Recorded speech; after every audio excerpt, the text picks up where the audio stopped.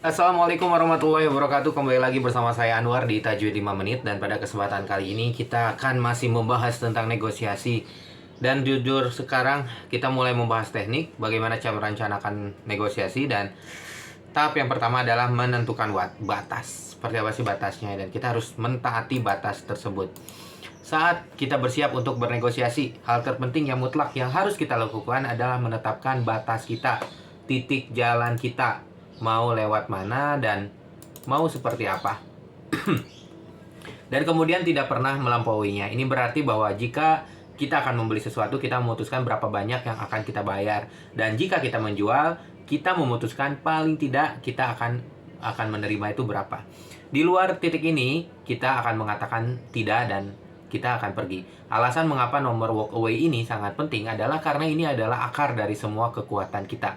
Memiliki titik walk away memberi Anda sesuatu untuk didorong kembali, seperti punggung Anda menempel ke dinding. Batasnya di mana, dindingnya di mana. Dan jika Anda tahu Anda akan pergi pada titik tertentu, itu memberi Anda kekuatan, karena satu-satunya kekuatan yang Anda miliki dalam negosiasi adalah kekuatan untuk pergi.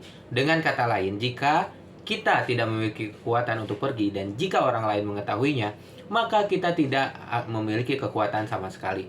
Kebanyakan orang baik-baik saja dengan sedikit tentang menetapkan batas, tetapi mereka berjuang dengan bagian kedua, yaitu tentang berpegang teguh pada itu. Pada kursus dan pelatihan, saya sering memainkan permainan kecil di mana saya membuat semua orang berjanji bahwa mereka tidak akan pernah melampaui batas mereka. Dan kemudian saya meminta seseorang untuk memberitahu saya berapa banyak yang akan mereka bayar untuk liburan impian mereka. Katakanlah mereka akan membayar $5.000 dan kemudian mungkin 5 juta gitu ya. Dan kemudian saya katakan bahwa ketika Anda bertanya, Anda menemukan bahwa itu adalah 7 juta, tetapi Anda bernegosiasi dan penjual liburan akhirnya turun menjadi 5 juta 10 ribu rupiah. Apakah Anda akan melampaui batas Anda hanya dengan 10 ribu rupiah dan mengambil liburan impian Anda yang sempurna untuk Anda dan murah? Orang di kursus pelatihan selalu begitu, dan semua orang setuju bahwa mereka juga akan melakukannya. Tetapi saya tidak mau. Saya akan menolak liburan itu. Jika mereka menolak untuk menurunkan 10 ribu terakhir, saya akan pergi. Saya lebih suka duduk di rumah dalam hujan daripada melampaui batas saya.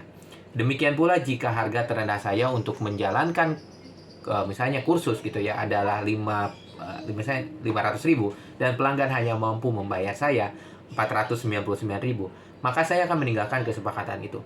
Saya lebih suka duduk di rumah dan tidak mendapatkan apa-apa daripada melampaui batas saya sebesar 10 ribu. Mengapa? Apakah saya marah? Nah, ada dua alasan yang logis dan emosional yang nyata.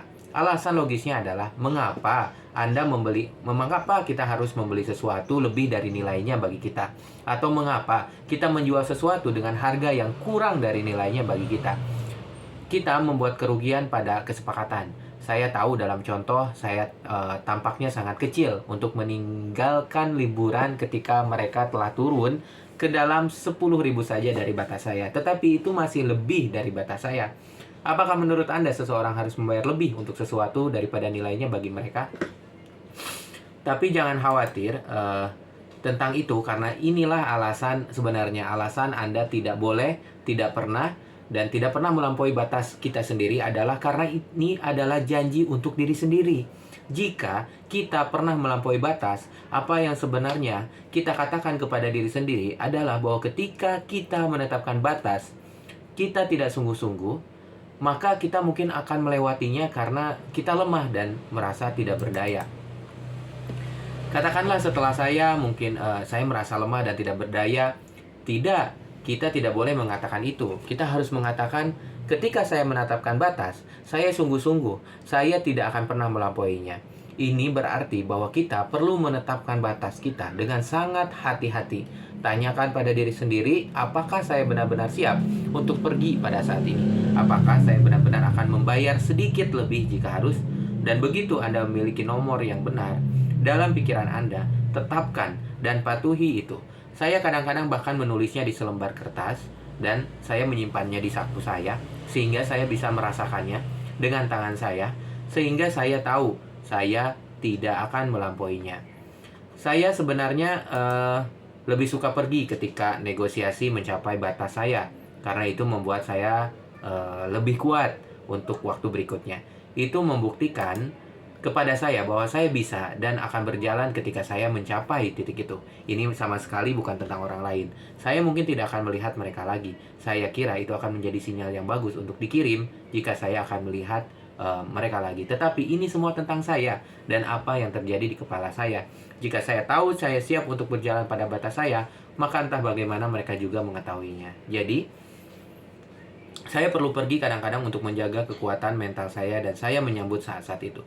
Tentu saja saya agak sedih tidak mendapatkan kesepakatan khusus itu, tetapi saya tahu bahwa kesepakatan berikutnya akan lebih baik karenanya.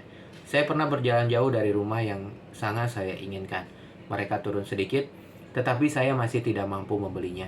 Dan selama seminggu saya cukup sedih karenanya.